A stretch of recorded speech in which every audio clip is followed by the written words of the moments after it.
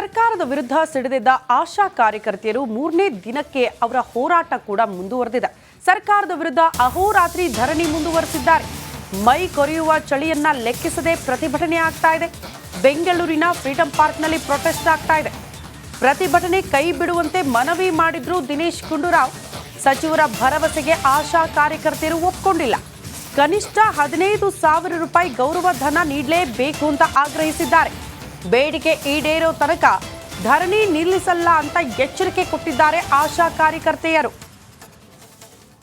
ವಿವಿಧ ಬೇಡಿಕೆಗಳಿಗೆ ಆಗ್ರಹಿಸಿ ಆಶಾ ಕಾರ್ಯಕರ್ತೆಯರ ಹೋರಾಟ ಫ್ರೀಡಂ ಪಾರ್ಕ್ನಲ್ಲಿ ಮೂರನೇ ದಿನಕ್ಕೆ ಕಾಲಿಟ್ಟಿದೆ. ವಿಪರೀತ ಚಳಿ, ಆ ಚಳಿಯ ಮಧ್ಯದಲ್ಲೂ ಕೂಡ ಹೋರಾಟ ಮುಂದುವರಿತಾ ಇದೆ. ಇಲ್ಲಿ ತನಕ ಸರ್ಕಾರದಿಂದ ಯಾವ ಭರವಸೆಯೂ ಸಿಕ್ಕಿಲ್ಲ. ದಿನೇಶ್ ಗುಂಡೂರಾವ್ ಅವರು ಪ್ರತಿಭಟನೆ ಕೈ ಬಿಡಿ ಅಂತ ಅಷ್ಟೇ ಹೇಳಿದ್ದಾರೆ, ಬಟ್ ಭರವಸೆ ಇಲ್ಲ.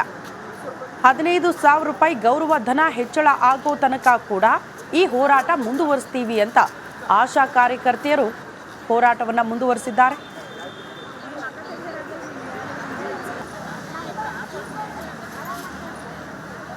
ಇಡೀ ರಾಜ್ಯವ್ಯಾಪಿ ಎಲ್ಲ ಆಶಾ ಕಾರ್ಯಕರ್ತರು ಇವತ್ತು ನಿನ್ನೆಯಿಂದ ಹೋರಾಟ ಶುರು ಮಾಡ್ಕೊಂಡಿದ್ದಾರೆ.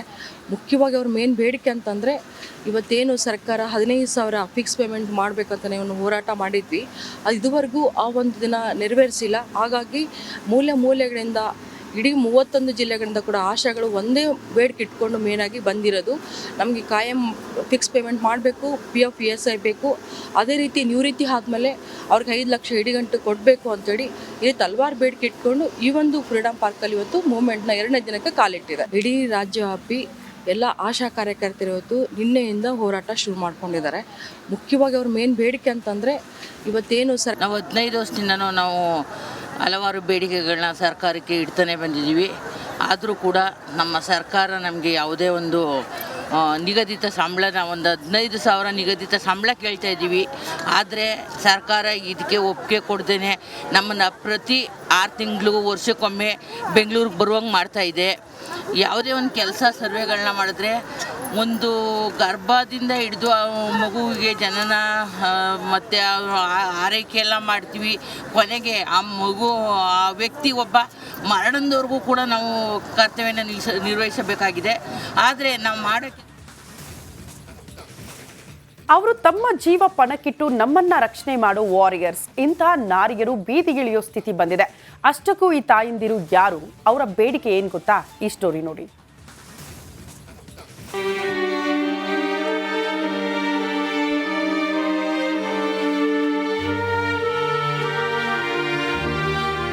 ಮೈತುಂಬ ಕೆಲಸ ಆದರೆ ತುತ್ತು ಅನ್ನಕ್ಕೂ ಪರದಾಡುವ ದುಸ್ಥಿತಿ. ನಮ್ಮ ಆರೋಗ್ಯ ಕಾಪಾಡುವ ಆಶಾ ಕಾರ್ಯಕರ್ತೆಯರ ಅಳಲು ಕೇಳಲು ಯಾರೂ ಇಲ್ಲದಂತಾಗಿದೆ. ಬೆಳಗಾದ್ರೆ ಅಂಗನವಾಡಿ ಆರೋಗ್ಯ ಕೇಂದ್ರದಲ್ಲಿ ಕೆಲಸ ಮಾಡೋ ಗುಲಾಬಿ ತಾಯಂದಿರ ಕಣ್ಣೀರ ಕಥೆ ಇದು. ಮೂರನೇ ದಿನವೂ ಆಶಾ ರೋಷಾವೇಶ. 15,000 ವೇತನಕ್ಕೆ ಬಿಗಿಪಟ್ಟು. ನಾವೆಲ್ಲ ಬೆಚ್ಚಗೆ ಮನೆಯಲ್ಲಿ ಮಲಗಿದ್ರೆ ಆಶಾ ಕಾರ್ಯಕರ್ತೆಯರು ಮರಗಟ್ಟುವ ಚಳಿ ಮಧ್ಯೆ ಕಂದಮ್ಮಗಳೊಂದಿಗೆ ಫ್ರೀಡಂ ಪಾರ್ಕ್ನಲ್ಲಿ ಅಹೋರಾತ್ರಿ ಧರಣಿಗೆ ಕುಳಿತಿದ್ದಾರೆ. ಆ ತಾಯಂದಿರು ಊಟ ನಿದ್ದೆ ಇಲ್ಲದೆ ಕಣ್ಣೀರಿಡ್ತಿರೋದು ಯಾಕೆ ಗೊತ್ತಾ? ತಿಂಗಳಿಗೆ 15,000 ರೂಪಾಯಿ ವೇತನ ನೀಡಬೇಕು. ಕನಿಷ್ಠ 2,000 ಗೌರವಧನ ಹೆಚ್ಚಿಸಬೇಕು. ಫೋನ್ ಬಳಕೆ ಅಧಿಕೃತ ಜ್ಞಾಪನಾ ಪತ್ರ ವಾಪಸ್ ಪಡಿಬೇಕು. ಮೊಬೈಲ್ ಬಳಸಲು ಗೊತ್ತಿಲ್ಲದವರಿಗೆ ಬೇರೆ ವ್ಯವಸ್ಥೆ ಮಾಡಬೇಕು. ನಿವೃತ್ತಿ ಪಡೆಯುವ ಆಶಾ ಕಾರ್ಯಕರ್ತೆಯರಿಗೆ 5 ಲಕ್ಷ ಕೊಡಬೇಕು. ಚಿಕಿತ್ಸೆ ಅವಧಿಯಲ್ಲಿ 3 ತಿಂಗಳ ಪ್ರೋತ್ಸಾಹ ಧನ ನೀಡಬೇಕು. ಸೇವೆಯಲ್ಲಿದ್ದಾಗ ಆಗುವ ಅನಾಹುತದ ಜವಾಬ್ದಾರಿಯನ್ನ ಸರ್ಕಾರವೇ ಹೊರಬೇಕು. ಉಚಿತ ಆರೋಗ್ಯ ತಪಾಸಣೆ, ಉಚಿತ ಚಿಕಿತ್ಸೆ ನೀಡಬೇಕು. ಸರ್ಕಾರಿ ನೌಕರರೆಂದು ಪರಿಗಣಿಸಿ ESI PF ನೀಡಬೇಕು ಎಂದು ಆಶಾ ಕಾರ್ಯಕರ್ತೆಯರು ಆಗ್ರಹಿಸಿದ್ದಾರೆ. ಇವತ್ತೇನು ಸರ್ಕಾರ 15,000 ಫಿಕ್ಸ್ ಪೇಮೆಂಟ್ ಮಾಡಬೇಕಂತಲೇ ಒಂದು ಹೋರಾಟ ಮಾಡಿದ್ವಿ. ಅದು ಇದುವರೆಗೂ ಆ ಒಂದು ದಿನ ನೆರವೇರಿಸಿಲ್ಲ. ಹಾಗಾಗಿ ಮೂಲೆಗಳಿಂದ ಇಡೀ 31 ಜಿಲ್ಲೆಗಳಿಂದ ಕೂಡ ಆಶಾಗಳು ಒಂದೇ ಬೇಡಿಕೆ ಇಟ್ಕೊಂಡು ಮೇನಾಗಿ ಬಂದಿರೋದು. ಆಶಾ ಕಾರ್ಯಕರ್ತರನ್ನ ಸರ್ಕಾರಿ ನೌಕರರನ್ನು ಪರಿಗಣಿಸುವವರೆಗೂ ಕಾರ್ಮಿಕರನ್ನು ಪರಿಗಣಿಸಿ ಅವರಿಗೆ ESI PF ಅನ್ನು ದಯವಿಟ್ಟು ಒದಗಿಸಿ. ಯಾಕೆಂದರೆ ನಮ್ಮ ಆಶಾ ಕಾರ್ಯಕರ್ತರು ಎಲ್ಲರೂ ಬಡವರೇ ಇದ್ದಾರೆ. ಆರೋಗ್ಯ ಸಚಿವ ದಿನೇಶ್ ಗುಂಡೂರಾವ್ ಫ್ರೀಡಂ ಪಾರ್ಕ್ಗೆ ಆಗಮಿಸಿ ಪ್ರತಿಭಟನಾಕಾರರನ್ನ ಭೇಟಿ ಮಾಡಿ ಮನವೊಲಿಕೆಗೆ ಯತ್ನಿಸಿದರು. ಮುಂಬರುವ ರಾಜ್ಯ ಬಜೆಟ್ನಲ್ಲಿ ಗೌರವಧನ ಹೆಚ್ಚಳದ ಬಗ್ಗೆ ಸಿಎಂ ಜೊತೆ ಚರ್ಚೆ ಮಾಡ್ತೀನಿ ಅಂದ್ರು. ಸಚಿವರ ಭರವಸೆಗೂ ಒಪ್ಪದ ಆಶಾ ಕಾರ್ಯಕರ್ತೆಯರು ಅಹೋರಾತ್ರಿ ಧರಣಿ ಮುಂದುವರೆಸಿದ್ರು. ನಮ್ಮ ಕಡೆಯಿಂದ ಗೌರವಧನ ಹೆಚ್ಚು ಮಾಡೋ ವಿಚಾರ ಇದೆ. ಅದನ್ನ ನಾನು ಮುಖ್ಯಮಂತ್ರಿಗಳು ಕೂಡ ಮಾತಾಡಿದ್ದೀನಿ. ಅವರು ಮಾರ್ಚ್ ತಿಂಗಳಲ್ಲಿ ಬಜೆಟ್ ಬರ್ತಾ ಇದೆ. ಬಜೆಟ್ ಅಲ್ಲಿ ನಾವು ಪ್ರಸ್ತಾವನೆ ಮಾಡಿದ್ರೆ ಈಗ ಮಾರ್ಚಿನ ಕೊನೆಯ ಇದರಲ್ಲಿದ್ದೀವಿ. ಈಗ ಯಾವುದು ತೀರ್ಮಾನ ಮಾಡೋಕ್ಕಾಗಲ್ಲ. ಹಗಲು ರಾತ್ರಿ ಎನ್ನದೇ ಕೊರೆಯುವ ಚಳಿಗೆ ಮೈ ಒಡ್ಡಿ ಆಶಾ ಕಾರ್ಯಕರ್ತೆಯರು ಪ್ರತಿಭಟನೆ ನಡೆಸುತ್ತಿದ್ದಾರೆ. ಸರ್ಕಾರ ಎಚ್ಚೆತ್ತು ಬಡ ಕಾರ್ಯಕರ್ತೆಯರ ಕಣ್ಣೀರು ಒರೆಸುವವರೆಗೂ ನಿಮ್ಮ ರಿಪಬ್ಲಿಕ್ ಕನ್ನಡ ಆಶಾ ಕಾರ್ಯಕರ್ತೆಯರ ಬೆನ್ನಿಗಿರುತ್ತೆ. Bureau report, Republic Kannada. ಸರ್ಕಾರದ ವಿರುದ್ಧ ಸಿಡಿದಿದ್ದ ಆಶಾ ಕಾರ್ಯಕರ್ತೆಯರು ಮೂರನೇ ದಿನಕ್ಕೆ ಅವರ ಹೋರಾಟ ಕೂಡ ಮುಂದುವರೆದಿದೆ. ಸರ್ಕಾರದ ವಿರುದ್ಧ ಅಹೋರಾತ್ರಿ ಧರಣಿ ಮುಂದುವರೆಸಿದ್ದಾರೆ. ಮೈ ಕೊರೆಯುವ ಚಳಿಯನ್ನ ಲೆಕ್ಕಿಸದೆ ಪ್ರತಿಭಟನೆ ಆಗ್ತಾ ಇದೆ. ಬೆಂಗಳೂರಿನ ಫ್ರೀಡಂ ಪಾರ್ಕ್ನಲ್ಲಿ ಪ್ರೊಟೆಸ್ಟ್ ಆಗ್ತಾ ಇದೆ. ಪ್ರತಿಭಟನೆ ಕೈ ಬಿಡುವಂತೆ ಮನವಿ ಮಾಡಿದ್ರು ದಿನೇಶ್ ಗುಂಡೂರಾವ್. ಸಚಿವರ ಭರವಸೆಗೆ ಆಶಾ ಕಾರ್ಯಕರ್ತೆಯರು ಒಪ್ಕೊಂಡಿಲ್ಲ. ಕನಿಷ್ಠ 15,000 ರೂಪಾಯಿ ಗೌರವ ಧನ ನೀಡಲೇಬೇಕು ಅಂತ ಆಗ್ರಹಿಸಿದ್ದಾರೆ. ಬೇಡಿಕೆ ಈಡೇರೋ ತನಕ ಧರಣಿ ನಿಲ್ಲಿಸಲ್ಲ ಅಂತ ಎಚ್ಚರಿಕೆ ಕೊಟ್ಟಿದ್ದಾರೆ ಆಶಾ ಕಾರ್ಯಕರ್ತೆಯರು. ವಿವಿಧ ಬೇಡಿಕೆಗಳಿಗೆ ಆಗ್ರಹಿಸಿ ಆಶಾ ಕಾರ್ಯಕರ್ತೆಯರ ಹೋರಾಟ ಫ್ರೀಡಂ ಪಾರ್ಕ್ನಲ್ಲಿ 3ನೇ ದಿನಕ್ಕೆ ಕಾಲಿಟ್ಟಿದೆ. ವಿಪರೀತ ಚಳಿ, ಆ ಚಳಿಯ ಮಧ್ಯದಲ್ಲೂ ಕೂಡ ಹೋರಾಟ ಮುಂದುವರಿತಾ ಇದೆ. ಇಲ್ಲಿ ತನಕ ಸರ್ಕಾರದಿಂದ ಯಾವ ಭರವಸೆಯೂ ಸಿಕ್ಕಿಲ್ಲ. ದಿನೇಶ್ ಗುಂಡೂರಾವ್ ಅವರು ಪ್ರತಿಭಟನೆ ಕೈ ಬಿಡಿ ಅಂತ ಅಷ್ಟೇ ಹೇಳಿದ್ದಾರೆ, ಬಟ್ ಭರವಸೆ ಇಲ್ಲ. 15,000 ರೂಪಾಯಿ ಗೌರವ ಧನ ಹೆಚ್ಚಳ ಆಗೋ ತನಕ ಕೂಡ ಈ ಹೋರಾಟ ಮುಂದುವರಿಸ್ತೀವಿ ಅಂತ ಆಶಾ ಕಾರ್ಯಕರ್ತೆಯರು ಹೋರಾಟವನ್ನು ಮುಂದುವರಿಸಿದ್ದಾರೆ.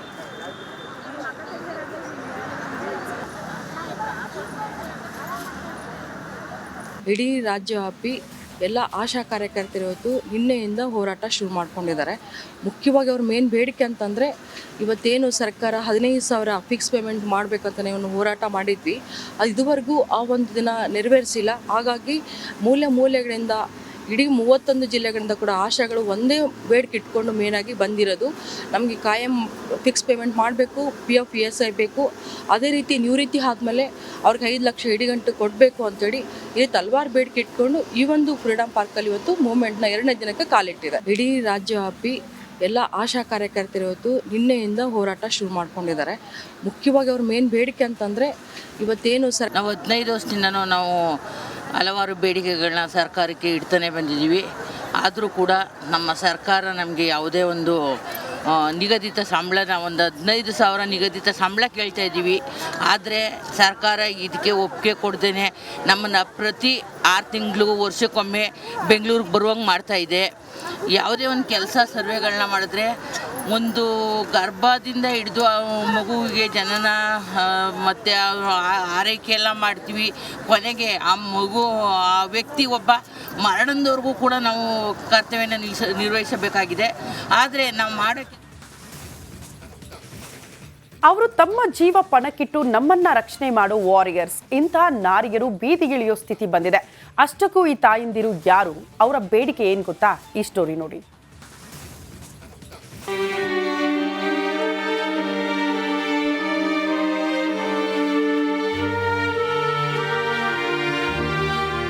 ಮೈತುಂಬ ಕೆಲಸ ಆದರೆ ತುತ್ತು ಅನ್ನಕ್ಕೂ ಪರದಾಡುವ ದುಸ್ಥಿತಿ.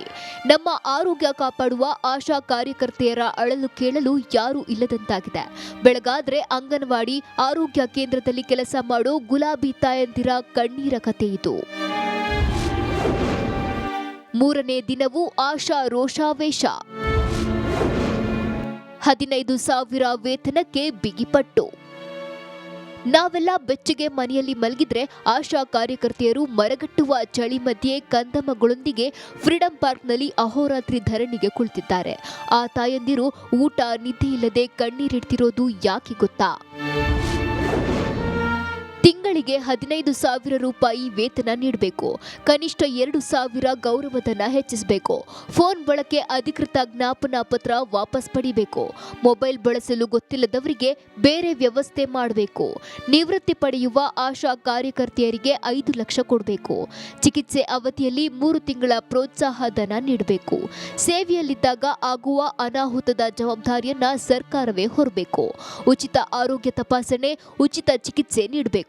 ಸರ್ಕಾರಿ ನೌಕರರೆಂದು ಪರಿಗಣಿಸಿ ESI PF ನೀಡಬೇಕು ಎಂದು ಆಶಾ ಕಾರ್ಯಕರ್ತೆಯರು ಆಗ್ರಹಿಸಿದ್ದಾರೆ. ಇವತ್ತೇನು ಸರ್ಕಾರ 15,000 ಫಿಕ್ಸ್ ಪೇಮೆಂಟ್ ಮಾಡಬೇಕಂತಲೇ ಒಂದು ಹೋರಾಟ ಮಾಡಿದ್ವಿ. ಅದು ಇದುವರೆಗೂ ಆ ಒಂದು ದಿನ ನೆರವೇರಿಸಿಲ್ಲ. ಹಾಗಾಗಿ ಮೂಲೆಗಳಿಂದ ಇಡೀ 31 ಜಿಲ್ಲೆಗಳಿಂದ ಕೂಡ ಆಶಾಗಳು ಒಂದೇ ಬೇಡಿಕೆ ಇಟ್ಕೊಂಡು ಮೇನಾಗಿ ಬಂದಿರೋದು.